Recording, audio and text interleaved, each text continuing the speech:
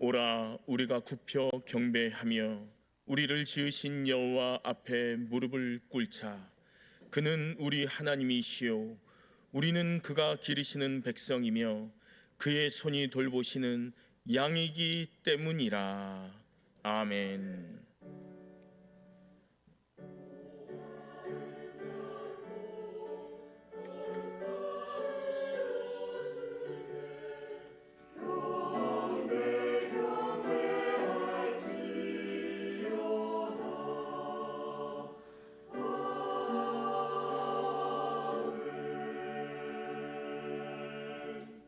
제가 가진 성경으로 신약 20쪽입니다.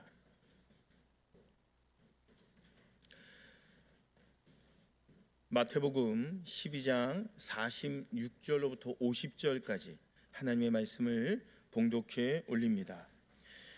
예수께서 무리에게 말씀하실 때 그의 어머니와 동생들이 예수께 말하려고 밖에 섰더니 한 사람이 예수께 여짜오되 보소서, 당신의 어머니와 동생들이 당신께 말하려고 밖에 서 있나이다 하니, 말하던 사람에게 대답하여 이르시되 누가 내 어머니이며 내 동생들이냐 하시고 손을 내밀어 제자들을 가리켜 이르시되 나의 어머니와 나의 동생들을 보라. 누구든지 하늘에 계신 내 아버지의 뜻대로 하는 자가 내 형제요 내 자매며 어머니이니라 하시더라. 아멘. 제가 담임 목사로 부임하기 전에 리더십에 관련된 책을 좀 많이 읽어봤습니다. 그 리더십에 관심이 많았고요. 그래서 그 여러 책들의 제목들과 공통점을 좀 찾아봤는데, 성공한 리더들에게는 공통된 10가지의 행동 철학이 있는 것을 발견하게 되었습니다. 잘 들어보십시오. 첫째, 급한 일이 아닌 중요한 일부터 하는 명확한 우선순위를 갖고 있었습니다. 두 번째는요, 지금 바로 실천할 수 있는 실행력이 강합니다. 셋째는 기왕 해야 할 일이라면 신나게 기쁘게 임합니다. 넷째, 끈기 있게 오래 버틸 줄 압니다. 다섯째, 의도적으로 밝고 긍정적으로 말하고 긍정적으로 생각하고 긍정적으로 행동합니다. 여섯째, 매사에 배우려 하고 질문을 통해서 핵심을 잡아내는 능력이 있습니다. 일곱째는요, 문제가 생길 때 남 탓하지 않고 모든 책임을 자신이 졌습니다. 여덟 번째는요, 선봉에 서되 공은 남에게 돌릴 줄 압니다. 아홉 번째, 강한 신념과 신앙으로 자기 확신과 자긍심이 충만합니다. 자, 여기까지는 세상에서 말하는 좋은 리더들의 모습이었습니다. 그러나 제 가슴에 가장 큰 감동을 준 것은 바로 10번째의 행동 철학입니다. 성공한 리더의 10번째는요, 인간관계에 강하고 남의 성공을 아무 조건 없이 도울 수 있었던 사람들이다라는 겁니다. 이 말의 의미가 뭐예요? 나와 남 사이의 경계와 벽을 뛰어넘을 수 있는 사람이었다라는 의미입니다. 이들은요, 항상 남이 잘 되어야 내가 잘 된다, 내가 이렇게 잘 된 것은 주변 사람들이 잘 되어서라고 말하는 사람들이었다는 겁니다. 사랑하는 성도 여러분, 세상에 있는 두 부류의 사람이 있는 거 아십니까? 한 부류는 벽을 쌓는 사람이 있고, 또 한 부류는 벽을 허무는 사람이 있습니다. 어떤 사람은 경계를 만들어서 그 경계 안에, 그 울타리 안에, 그 안에 자기 자신을 가두고 너무나도 협소하게 살아가는 사람들이 있다는 거예요. 반면 어떤 사람들은 세상이 만들어 놓은 그 경계를 넘나든다는 겁니다. 다시 말해서 벽을 쌓는 사람들은 학연, 지연, 혈연을 따지면서 세상 모르는 사람들을 어떻게 해요? 내 사람과 내 사람이 아닌 사람으로 구분합니다. 여러분, 코드 인사라는 걸 들어보셨죠? 이게 어떤 의미입니까? 나와 편한 사람, 나와 너무나도 익숙한 사람과만 일하고 싶다라는 거 아니에요? 그러나 이것은 하나님의 인사 법칙이 아닙니다. 코드 인사의 약점은 뭐예요? 이기적이고 자기 중심적입니다. 친숙하는 데 필요한 시간이 있거든요. 친숙하기까지 그 시간 투자를 하지 않고 이미 가까워진 사람과만 일하려고 하는 것, 결국 내가 편하고자 하는 거예요. 둘째, 고만고만한 사람들과만 일하게 된다는 겁니다. 가장 큰 약점, 코드 인사의 가장 큰 약점. 나보다 탁월한 사람이 내 곁에 있어야 좋은 공동체가 되지 않습니까? 나와 때로는 다른 의견을 가진 사람이 내 곁에서 도와주어야지만 교회가 좋아지는 교회가 되는 겁니다.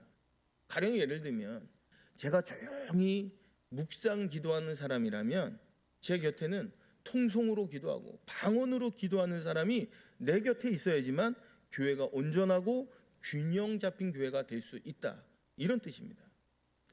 셋째는요, 세상에는 나와 비슷한 사람보다 나와 다른 사람이 훨씬 많습니다. 나와 비슷한 사람끼리만 일하면 나와 다른 사람은 어떻게 되는 거예요? 모두 적이 되고 맙니다.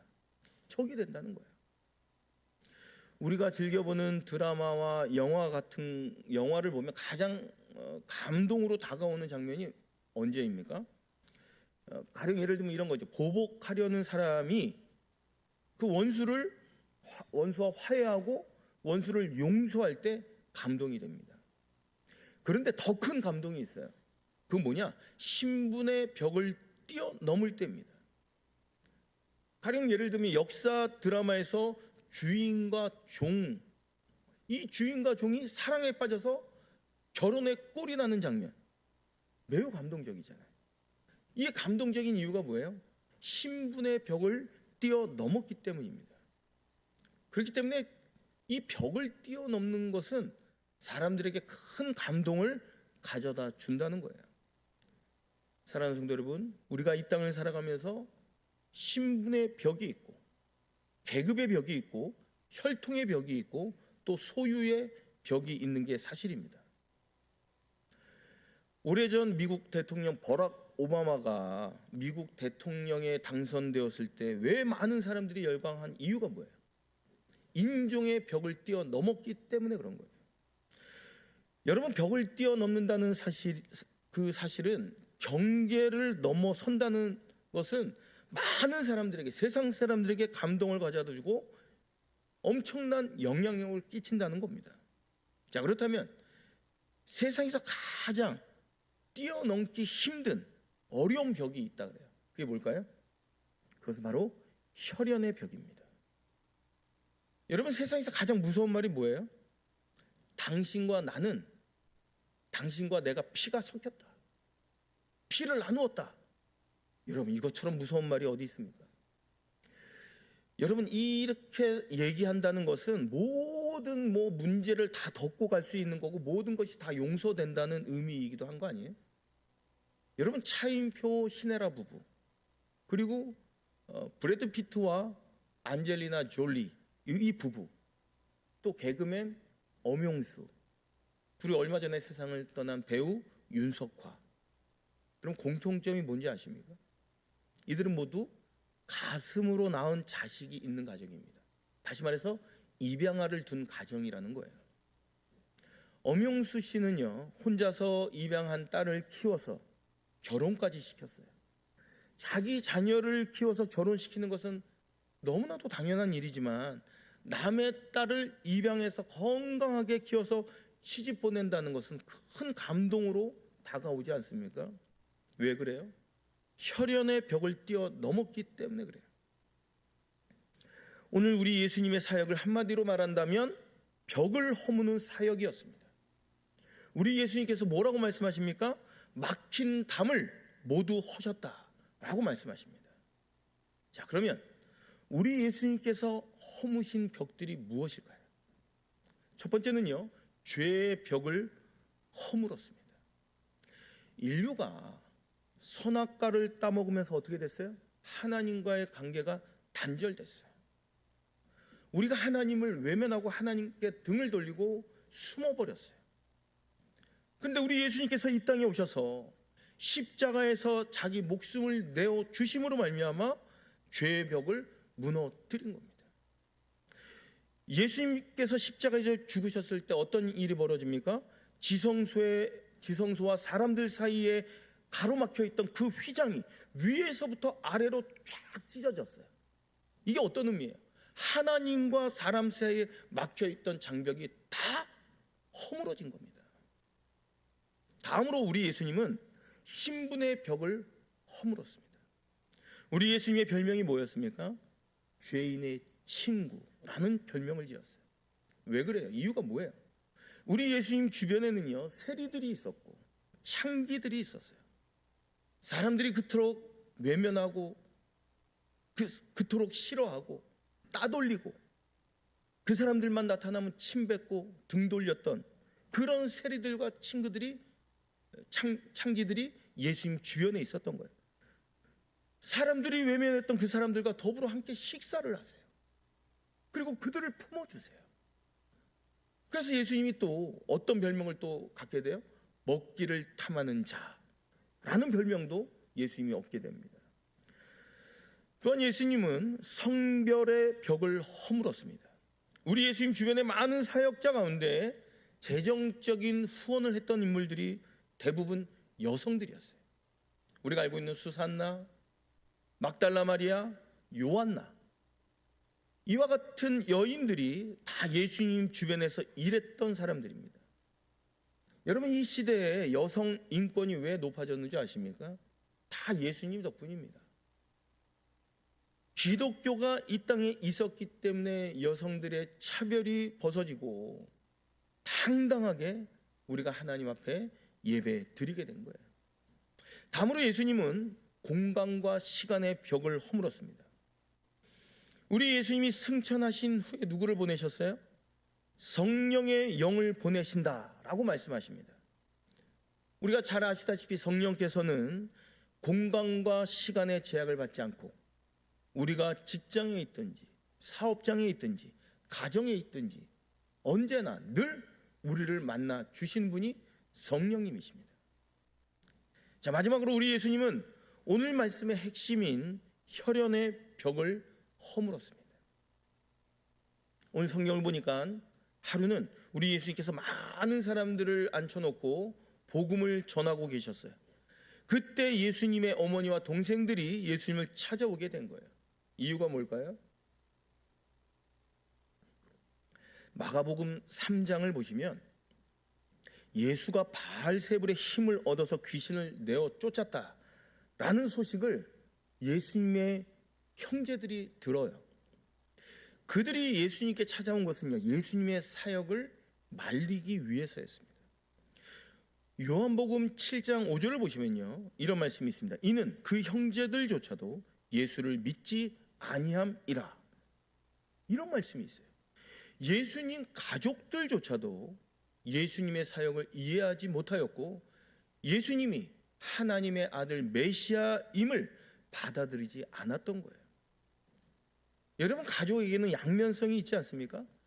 피를 나눴기에 친밀하고 그 누구보다도 끈끈한 그야말로 공동체이기도 하지만 동시에 많은 갈등과 서로 이해하지 못하는 장벽도 존재하는 것이 사실입니다. 예수님의 어머니와 형제들이 찾아왔을 때 밖에 있던 형제들이 우리 형님 좀 불러달라고 이야기했을 거예요.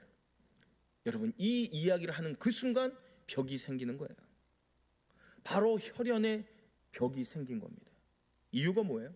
모든 사람들이 형제와 형제가 아닌 사람, 피가 섞인 사람과 피가 섞이지 않은 사람으로 딱 구분이 되어버리고 마는 거예요. 지금까지 사람들은 예수님을 뭐라 그랬어요? 선생님, 랍비, 주님 이렇게 불렀는데 갑자기 어느 사람이 나타나가지고 우리 형님 좀 불러달라고, 형님이라고 부르는 그 사람이 등장한 겁니다. 그때부터 나눠지기 시작하는 거예요. 제가 이전 교회 목회할 때 부교육자가 한 20명에서 25명, 파트 전도사들까지 합치면 그 정도가 됐습니다. 그래서 예배가 끝나면 쫙 이렇게 도열해 있는데, 제가 처음에 부임해서 초창기 이제 전도사 시절에 이제 큰애가 이제 유치부를 다니고 있었거든요. 우리 교회 유치부처럼 유치부를 다니고 이제 오면 막 이제 아빠를 보니까 반갑잖아요. 그러니까 막 아빠를 향해 달려오는 겁니다. 그러면 딸이 아빠를 좋아서 달려오면 아빠는 어떻게 막 반갑게 이제 탁 안아주는 거죠. 번쩍 들어올렸어요. 그런데 주변 목사님들을 보니까, 전임 목사님 다른 교육자들을 보니까 자녀가 와도 외면을 하더라고요. 그래서 물어봤어요. 그 교육자 선배 교육자들한테. 제가 섬겼던 그 이순 목사님이 부목사들에게 이런 말씀을 하셨답니다. 교인들 앞에서는 자녀를 끌어안지 말아라. 왜냐하면 끌어안는 순간 벽이 생긴다. 목사가 자녀를 딱 끌어안아 버리면 갑자기 목사의 자녀와 목사의 자녀가 아닌 사람으로 교회가 나뉘어진다. 집에서는 자기 자녀를 끌어안고 밖에 나가서는 남의 자녀를 끌어안아라. 이렇게 말씀하신 겁니다. 보십시오. 가정에 있을 때는 내 아들, 딸을 끌어안는 것이 무엇이 잘못이 당연한 거죠. 그러나 밖에서는 남의 자녀를 끌어안는 것이 하나님 백성의 삶이라는 거예요. 우리 예수님의 반응을 한번 보십시오. 오늘 성경에 한 사람이 찾아와서 예수님, 밖에서 형님을 찾으러 왔습니다. 이렇게 말할 때 예수님 뭐라고 대답하시는 거예요? 누가 내 어머니이며 누가 내 형제들이냐? 여기 있는 사람들이 내 형제요, 내 어머니라. 하나님의 말씀대로 행하는 사람들이 다 내 어머니요, 내 형제라. 예수님께서 이렇게 말씀하시면서 혈연의 벽을 허물어 버리십니다. 저는 이 말씀을 깊이 묵상하고 생각을 해봤어요. 여러분, 이 말씀을 우리 예수님께서 말씀하실 때 밖에서 계신 어머니가 들리게 하셨을까요?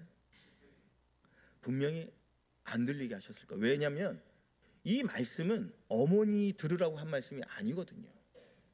이 자리에 함께 앉아 있는 사람들, 제자들을 위해서 하신 말씀이기 때문에 그래요. 사랑하는 성도 여러분, 벽을 허문다는 것은 한쪽을 무시하는 게 아닙니다. 모두를 다 품으라 라는 거예요. 우리 예수님은 어렸을 때부터 효자셨어요. 30세까지 목수로서 아버지의 일을 늘 성실함으로 도왔다는 거예요. 귀한 효자였어요. 또 우리 예수님께서 십자가에서 죽으실 때 마지막 누구를 찾으셔요? 자기 육신의 어머니를 찾으세요.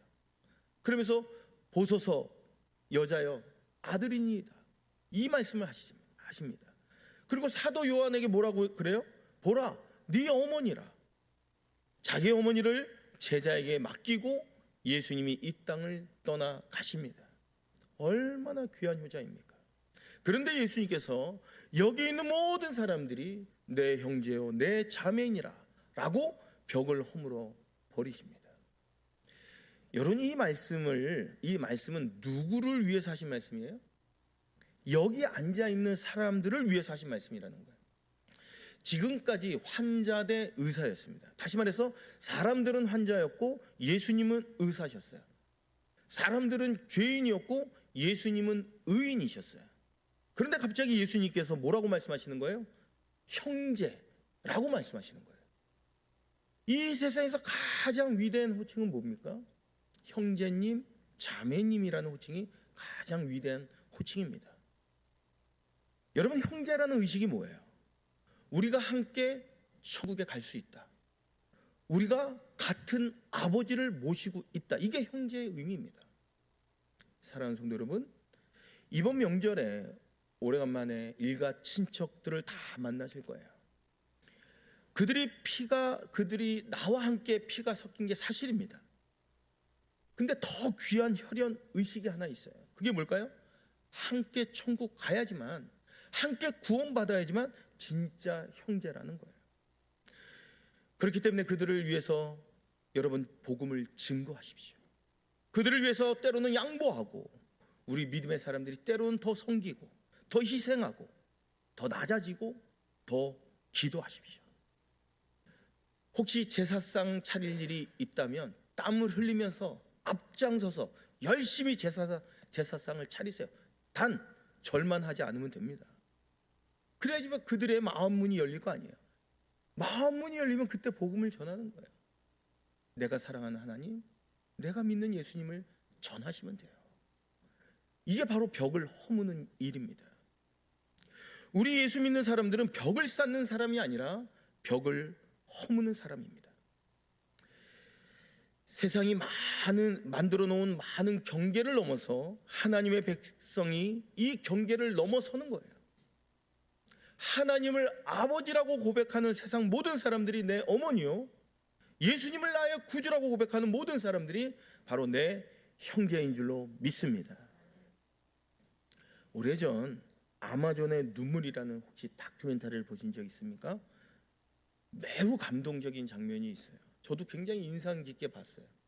조회족이라는 부족인데 그야말로 태초 에덴 동산처럼 아담과 하와가 죄를 짓기 전처럼 그야말로 다 벌거벗고 생활을 하잖아요.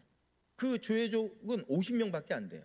인원이 얼마나 가족적인지 몰라요. 근데 저는 이 다큐멘터리를 보면서 깊은 감동을 받았어요. 오래전에 그 중에 한 예가 이런 거예요. 한 사람이 노루를 잡아왔어요. 사냥을 해가지고. 근데 이 노루를 50등분으로 나누는데 2시간 넘게 걸리는 거예요. 이유가 뭔지 아세요? 공평하게 나누기 위해서 50조각으로 나누기 위해서 2시간 넘게 걸린 거예요. 근데 신기한 게 뭐냐면, 감동적인 게 뭐냐면, 삐친 사람이 한 명이 있어요. 어떤 일로 삐친 사람이. 그러면 어떻게 할게요? 49명이 그 삐친 사람 한 명에게 찾아가요. 그래 막 간지럼을 태워요. 그래서 그 사람을 웃게 만드는 거예요. 얼마나 아름다운 모습이에요. 피를 섞은 가족이 아니에요. 그럼에도 불구하고 그들은 그야말로 한 가족이었던 겁니다. 서울 세브란스 병원에 일하시는 청소 일을 하시는 어느 집사님이 계셨답니다. 근데 유방암 수술을 하고 난 한 여성이 너무나도 낙심하고 힘들어해서 그 여성에게 하나님 복음의 말씀 테이프를 전한 거예요. 근데 이 여성이 나는 카세트도 없습니다, 이 이야기를 한 거예요. 그러니까 이 집사님이 선뜻 카세트를 새 걸로 사가지고 그것까지 전달한 거예요. 그 선물을 받는 그 여인이 펑펑 울었다는 거예요. 왜? 가족 같은 느낌을 받았다고 고백을 하는 거예요. 만약에 오늘 본문에 우리 예수님께서 혈연의 벽을 뛰어넘지 않으셨다면 우리는 결코 하나님의 자녀가 되지 못했을 겁니다. 우리 예수님께서 혈연의 벽을 뛰어넘으셔서 하나님의 뜻대로 행하는 자가 내 어머니요 내 형제라고 말씀하셨기 때문에 우리가 그분의 형제가 된 줄로 믿습니다. 도종환 시인의 유명한 시 담쟁이라는 시가 있어요. 이 담쟁이라는 이 말씀을 준비하면서 이 시가 생각이 나서 한번 이 시를 우리 성도님들에게 제가 낭독해 보겠습니다. 저것은 벽, 어쩔 수 없는 벽이라고 우리가 느낄 때 그때 잠쟁이는 말없이 그 벽을 오른다. 물 한 방울 없고 씨앗 한 톨 살아남을 수 없는 저것은 절망의 벽이라고 말할 때 담쟁이는 서두르지 않고 앞으로 조금씩 나아간다. 한 뼘이라도 꼭 여럿이 함께 손을 잡고 올라간다. 부르게 절망을 다 덮을 때까지 바로 그 절망을 잡고 놓지 않는다.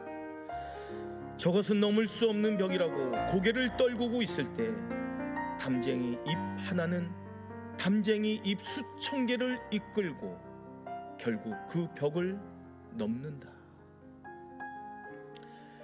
이제 말씀을 마무리합니다. 사랑하는 성도 여러분, 예수 믿는 사람의 인생은 담쟁이 같은 인생입니다. 세상 사람들은 벽이라고 도저히 넘을 수 없다고 절망이라고 말하지만 담쟁이처럼 조금씩 나아가 결국 그 벽을 넘어서는 거예요. 우리 한 사람 한 사람이 담쟁이가 되어서 잎 하나하나가 모여서 그 벽을 넘어설 때 세상에 힘들고 어려운 사람들에게 하나님의 나라가 분명히 전달될 줄로 믿습니다. 우린 민족 고유의 명절을 맞이합니다. 가족끼리 사랑을 나누고 즐겁고 행복하게 지내는 것 너무나도 중요합니다. 하지만 여러분 주변에 연약하고 외로운 이웃을 한번 기억해 보십시오. 아파트 경비 아저씨께, 청소하는 여사님들께, 길가에서 마주치는 어려운 분들께 하나님의 사랑으로 선물을 전하며 혈연의 벽을 뛰어넘는 귀하고 멋진 명절을 보내시기를 축복합니다. 이 시간 주신 말씀 붙잡고 우리 함께 기도합니다. 세상이 만든 모든 벽을 뛰어넘어 하나님 나라의 참된 가족으로 살아가며 사랑과 복음으로 이웃을 품는 그리스도인들이 될 수 있도록 이 시간 주신 말씀 붙잡고 통성으로 기도합니다.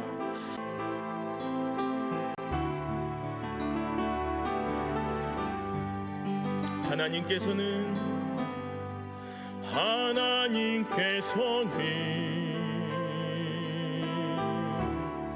우리의 만남을 계획해 놓으셨네. 우린 하나 되어 어디든 가리라. 주 위에 서라며 무엇이든 하리라. 당신과 함께 다시 한번 고백합니다. 하나님께서는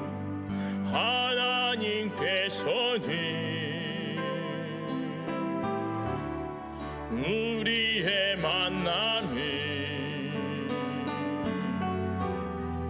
계획해 놓으셨네. 우린 하나 되어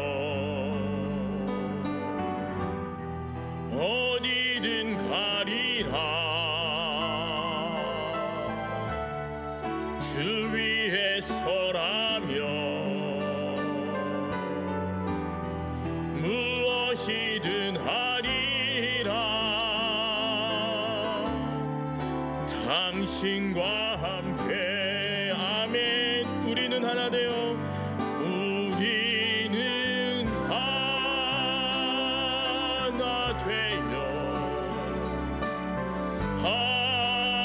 함께 건네 하늘 아버지 사랑 안에서 아멘. 우리는 기다리며 기도하네. 우리의 삶에 사랑 넘치도 우리는 하나 되어 우리는 하나 되어 깊게 건네 하늘 아버지 사랑 안에서 우리는 기다리며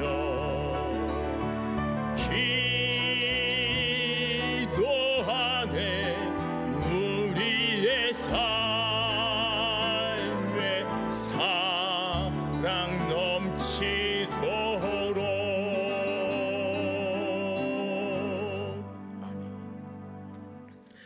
담쟁이처럼 벽을 넘어 가십시오. 혈연을 넘어 영원한 형제 자매를 품고 하나님 사랑으로 세상을 변화시키는 주님의 귀한 백성으로 살아가십시오. 지금은 우리 주 예수 그리스도의 은혜와 아버지 하나님의 극진하신 사랑과 성령의 감동 충만 교통하심이 그 어떠한 상황 가운데서도 모든 형제 자매를 가슴에 품어 벽을 허무는 사람들로 이 땅을 살아가고자 다짐하고 결심하는 모든 하나님의 백성들 머리 위에와 저들의 가정과 직장과 사업장과 삶의 터전 위에와 이 나라 이 민족 위에 이제부터 영원토록 함께 계시기를 간절히 축원하옵나이다. 아멘.